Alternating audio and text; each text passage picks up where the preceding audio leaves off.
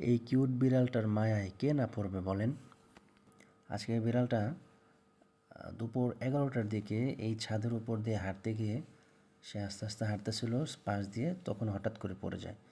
পরে তার এমন অবস্থা হয় যে সে হাঁটতে পারতেছিল না, শুয়ে শুয়ে শুধু কাতরাচ্ছিল আর ডাকতেছিল, কিন্তু কোনো সাউন্ড হচ্ছিল না, অনেক বেশি নড়াচড়া করতে পারতেছিল না।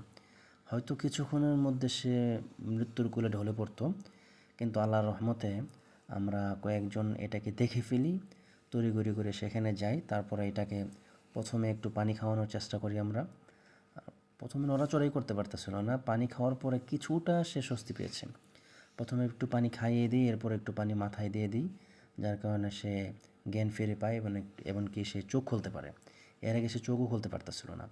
আর এই যে খাঁচাটি দেখতে পাচ্ছেন, এই খাঁচাটির মধ্যে আমরা এটাকে রেখে দিচ্ছি এজন্যই যাতে করে সে নিরাপদ থাকে।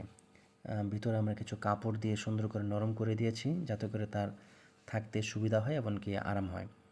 এখানে রেখে দিলাম। এরপর আমরা চেষ্টা করেছি কিছু তাকে খাওয়ানোর জন্য, বিড়ালটাকে রুটি মুটি খাওয়ানোর চেষ্টা করেছি, কিছুটা খেয়েছে কিন্তু বেশিটা খাইতে পারেনি। আপনারা দেখেছেন এতে পূর্বে আমরা একটি কবুতর ধরেছিলাম।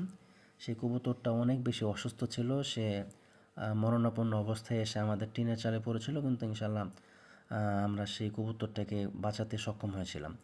তো ইনশাল্লাহ আমরা এবার এটাকেও ইনশাল্লাহ খুব তাড়াতাড়ি সুস্থ করে তোলার চেষ্টা করব। আপনারা সকলে দোয়া করবেন।